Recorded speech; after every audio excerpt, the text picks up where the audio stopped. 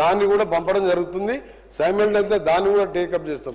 రెండవది అధ్యక్ష, మీ ముఖ్యంగా మా సభ్యులందరికీ కూడా చెప్పేది, మీ ఇక్కడ రోడ్ల విషయంలో ఇప్పుడు యామ్ రోడ్ ఎందుకు చేస్తున్నా అంటే ప్రతి ఎమ్మెల్యే వచ్చి ఈ రోడ్డు కావాలి ఆ రోడ్డు కావాలని కాదు, కంప్లీట్గా వాళ్ళు కూడా అడిగారు.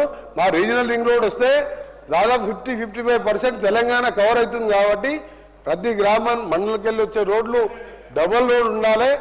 ఆ విధంగా ఒక కార్యాచరణతో పోతున్నాం. గౌరవ హరీష్ రావు గారు కూడా రిక్వెస్ట్ చేస్తున్నా, మీరు మాకు అంటే మీరు మాకు ఎక్కువ పని ఎక్కువ చేస్తాం కానీ మీలాగా ఎక్కువ మాట్లాడలేము.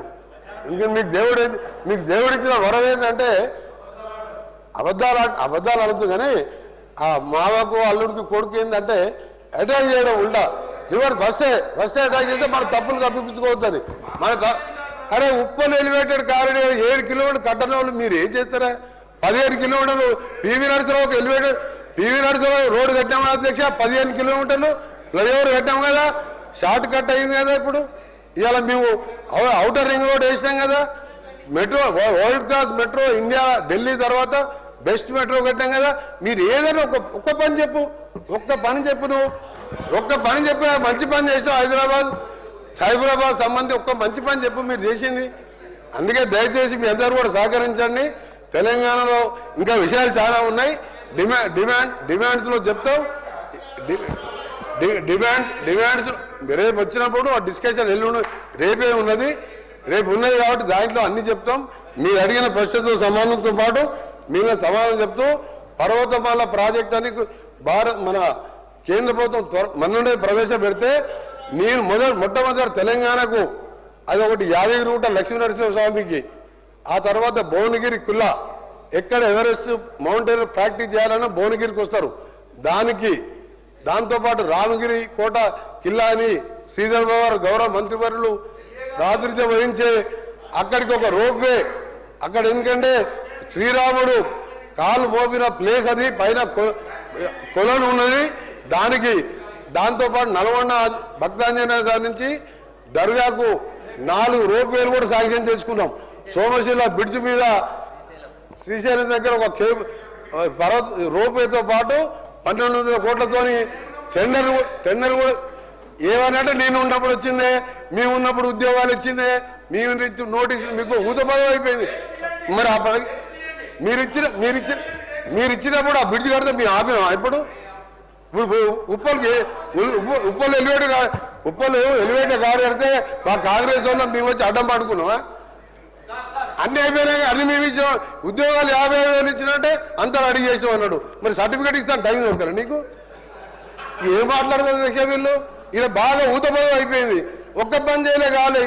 బంగారు తెలంగాణ అనుకుంటా మొత్తం నాశనం చేసి అన్ని మేము చేస్తుంటే అనివిగా చేసినాం అంటున్నారు. ఏం చెప్ప అందుకనే కదా మాట్లాడాలి. మేము మాట్లాడతాం కానీ అయిపోయిన పార్టీ గురించి 16 స్థానాలు ముందుకుండా వచ్చిన పార్టీ గురించి ఏం మాట్లాడాం? మేము టైం వేస్తే కదా అధ్యక్ష. థ్యాంక్ యూ అధ్యక్ష.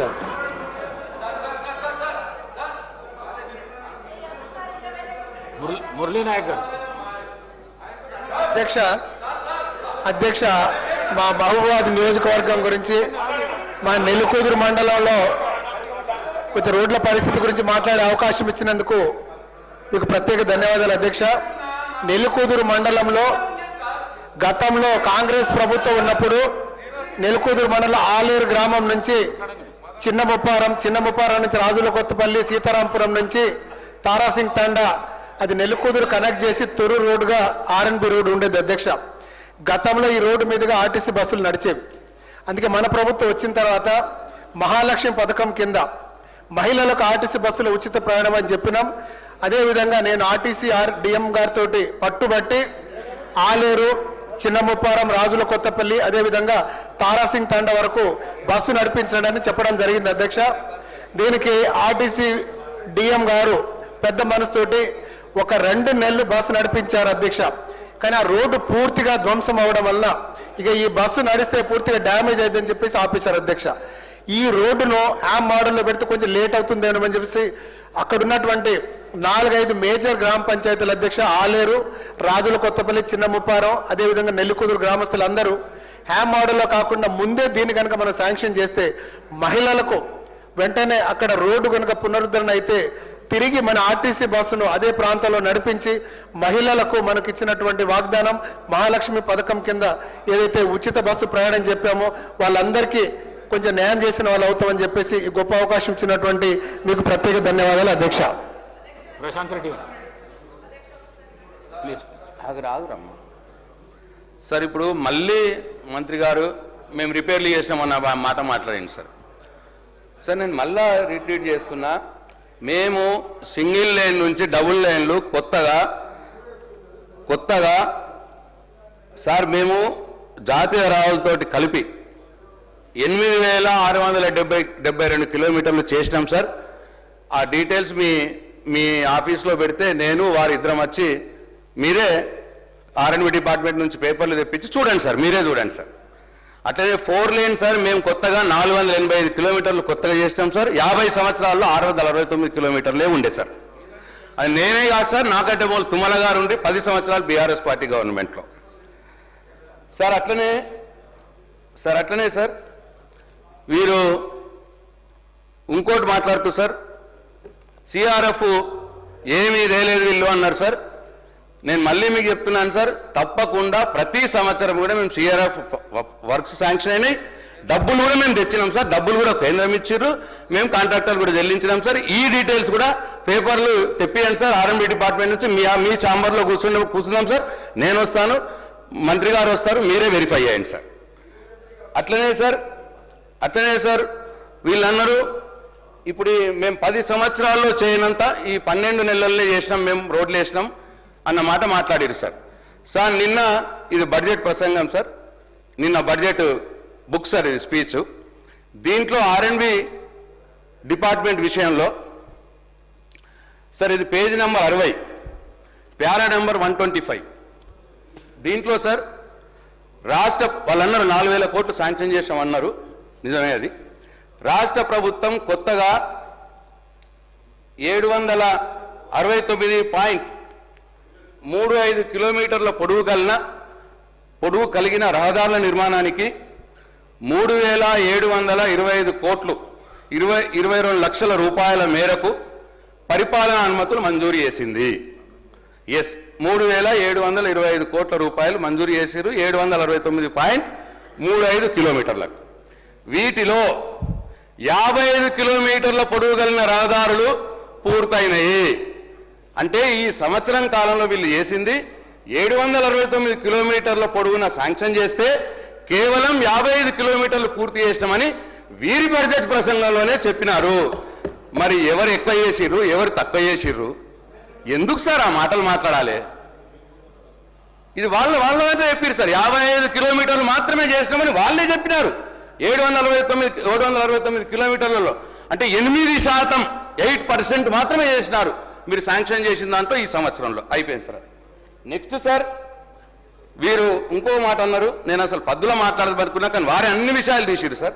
నేను జస్ట్ బ్రీఫ్గా ఉప్పల్ కారిడార్ గురించి మాట్లాడారు సార్. క్లారిఫికేషన్ సార్ ఇది ఉప్పల్ సార్. ఏం సార్ వెళ్ళే గారు మీరు నా గొంతు నొక్కితే మీకు ఏమొస్తుంది సార్? ప్రశాంత్ రెడ్డి గారు సార్ నన్ను తిట్టిపిస్తే మీకు ఏమొస్తుంది సార్? నన్ను తిట్టిపిస్తే ఏమొస్తుంది సార్? సార్ నేను సార్ ఉప్పల్ కారిడార్లో ఎస్క్రో అకౌంట్ నేను పెట్టించినా అన్నారు సార్. ఎస్క్రో అకౌంట్ నేను మంత్రిగా ఉన్నప్పుడు పెట్టించినాం. ఆ పేపర్లు కూడా మీరు తెప్పించుకోండి సార్, R&B డిపార్ట్మెంట్కి వెళ్ళి మీరు చూడండి సార్. నంబర్ 1. నంబర్ 2 మేము సార్ అది నేషనల్ హైవే ప్రాజెక్టు, మనది కాదు అది. Uppal elevator corridor national highway project. అక్కడ కాంట్రాక్టర్ ఇబ్బంది వచ్చింది, ప్రయత్నం చేసినాం. ఎస్క్రో అకౌంట్ పెట్టించి మెయిన్ కాంట్రాక్టర్ పనులు చేస్తే డబ్బులు మెయిన్ కాంట్రాక్టర్కి వెళ్ళిపోయి, సబ్ కాంట్రాక్టర్ పనులు చేస్తే డబ్బులు మెయిన్ కాంట్రాక్టర్కి వెళ్ళిపోయి వాడు వాడుకుంటున్నారు, పనులు జరుగుతలేదని సబ్ కాంట్రాక్టర్ చెప్తే ఎస్క్రో అకౌంట్ పెట్టించింది నేను సార్, నేను ఉన్నప్పుడు పెట్టించిన. ఆ డీటెయిల్స్ కూడా తెప్పించుకోండి సార్, మీ దాంట్లో ఉంటాయి. అట్లనే సార్ సరే మేము ఉన్నప్పుడు కాలేదు సార్. మరి మీరు వచ్చి 15 నెలలు అయిందా సార్? ఏమన్నది పని అయిందా సార్? అది పోతున్నావా సార్ ఫ్లైఓవర్ మీదకి వెళ్ళి? వెళ్తున్నావా సార్ ఫ్లైఓవర్ మీదకి వెళ్ళి? అట్లా ఎట్లా మాట్లాడతారు సార్? అట్లనే సార్ ఇంకోటి వీరు మాట్లాడింది ట్రిపుల్ ఆర్ది నేను మళ్ళీ రేపు పద్దులో మాట్లాడతా సార్. ట్రిపుల్ ఆర్ది పద్దులో మాట్లాడతా. ఇంకొకటి సార్ మేము ఏమీ చేయలేదు అంటున్నారు కదా సార్. ఇక అవన్నీ ఎందుకు సార్? వారి constituency head quarter Nalgonda district head క్వార్టర్లో 200 కోట్ల రూపాయలతో నేనే స్వయంగా పోయి శంకుస్థాపన చేసి నేను 2 సార్లు విజిట్ చేసి 200 కోట్ల రూపాయలతో అలా డిస్టిక్ హెడ్ క్వార్టర్లో తన కాన్స్టిట్యున్సీ వెంకన్న కాన్స్టిట్యున్సీలనే పనులు కంప్లీట్ అయినాయి సార్. 200 crores తోటి సార్. తక్కువ నేను ఇంకా నాకు ఎగ్జాక్ట్ తెలియదు, నాకు 200 కోట్లు సుమారు, ఇంకా పైనే ఉంటుంది. ఇక పనులు కాలేవు, నేను రిపేర్ చేసిన గుంతనే వేయలేదు ప్రశాంత్ రెడ్డి అని నా క్యారెక్టర్ని అసోసినేట్ చేస్తే ఎట్లా సార్? అన్యాయం కదా సార్ ఇది. పోదామా సార్ నల్గొండ? తమరు తీసుకుపోయి సార్, తమరు తీసుకుపోయి నల్గొండలో చూద్దాం సార్ రోడ్ని. స్పీకర్ సార్ దానికి రేపు సార్ రేపు మాట్లాడదాం. రేపు డిమాండ్స్ ఉన్నాయి, రేపు దాని మీద మాట్లాడదాం. ఒకటి అడిగితే 10 ఆన్సర్లు ఒకసారి.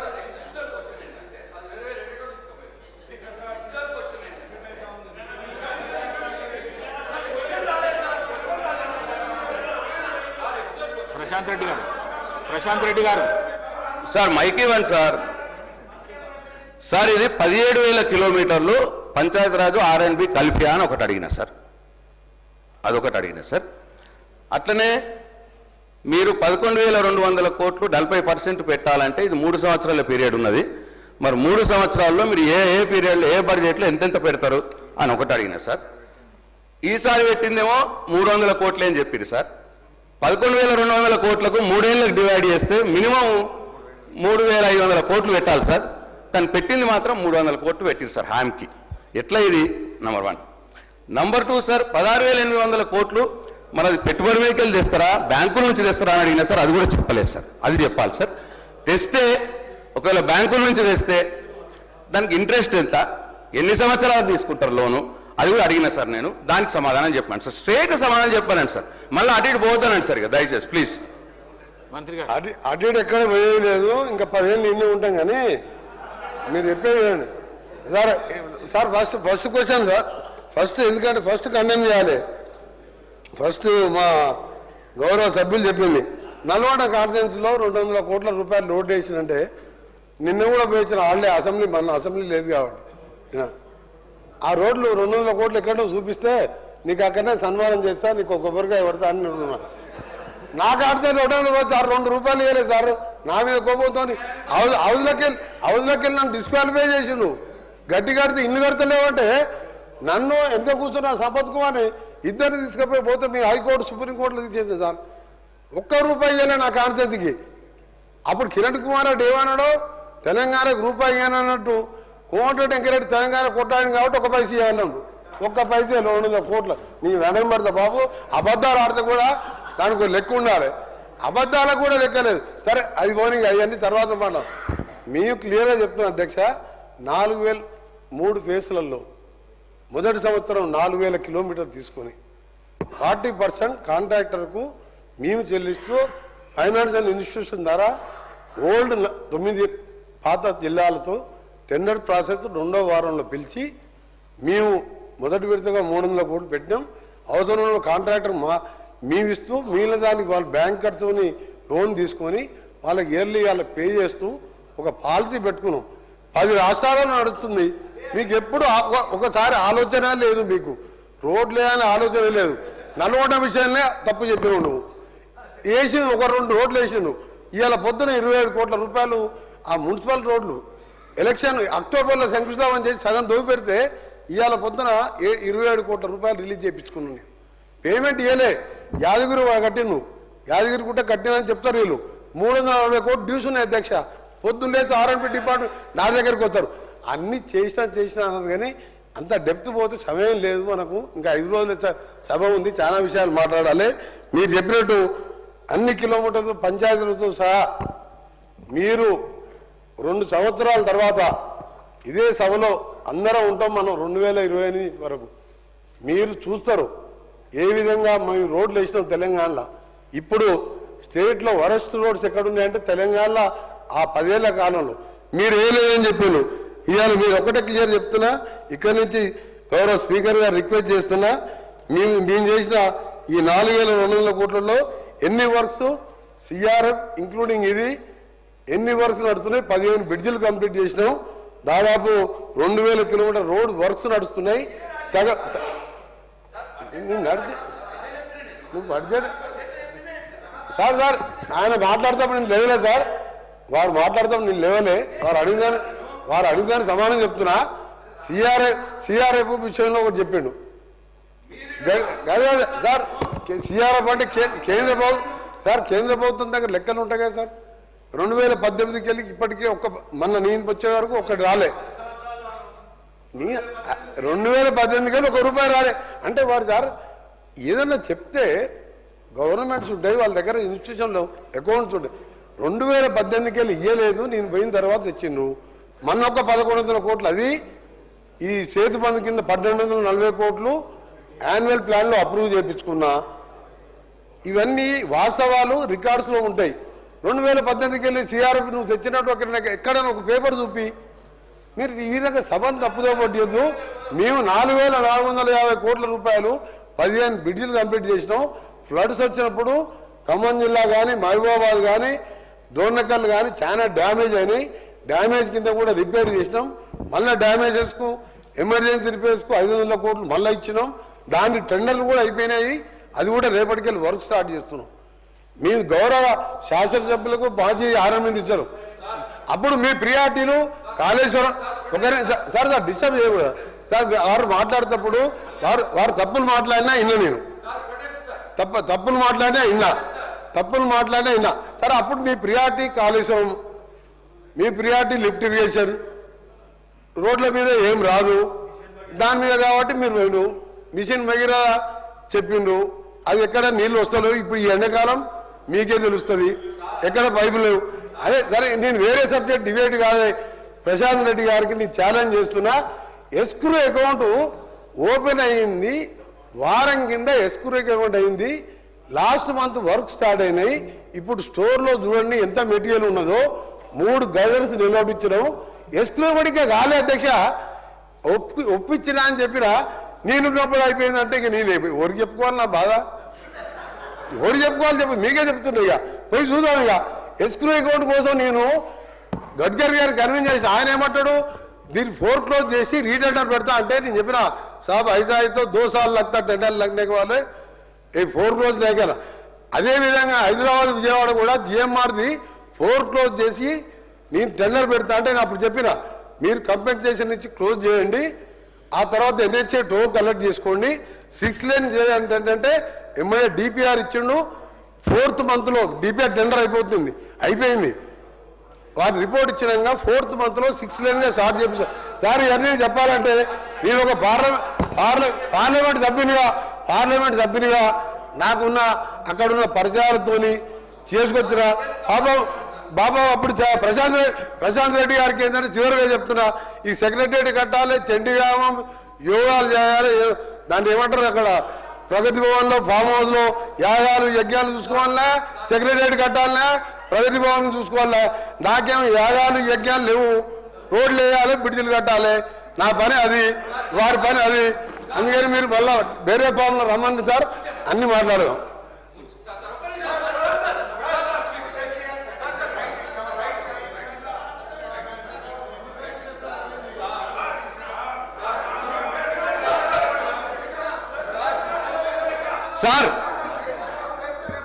Sir thank you. 1 minute sir, 1 minute sir.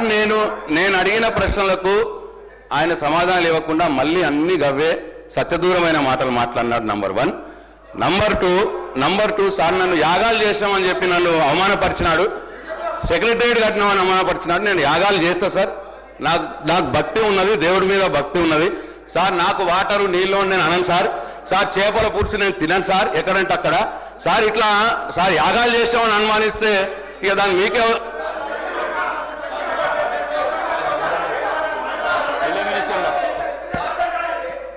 Sir. మాకు ప్రశాంత్ రెడ్డి గారు అంటే గొప్ప గౌరవం ఉంది సార్. వారు యాగాలు చేయటము తప్పని లేదు అధ్యక్ష. వారు యాగాలు చేయాలి, రాష్ట్ర ప్రజల గురించి క్షేమం గురించి ఆలోచన చేయాలి. అదే వారి ప్రభుత్వం సంబంధించి ఆ ముఖ్య ఉద్దేశం చెప్పిన అధ్యక్ష. వ్యక్తిగతంగా మా వెంకటరెడ్డి గారు వారు వ్యక్తిగతంగా మాట్లాడలే. ఈరోజు స్పష్టం అది. ఈరోజు అందరూ కూడా ఇక్కడ అందరూ కూడా దేవుని నమ్మేవారు ఉన్నారు అధ్యక్ష. రోజు అందరూ కూడా పొద్దున్నే పూజ చేసి వస్తారు అధ్యక్ష. ప్రతి ఒక్కరు కూడా అందరూ కూడా దేవుడు అంటే భక్తి అందరికి కలిగి ఉంటుంది అధ్యక్ష. వారికి ఒక్కరికే కాదు, లేకుంటే అక్కడ ఉన్న వారికే కాదు. నేను ఎందుకు చెప్తా ఉన్నామంటే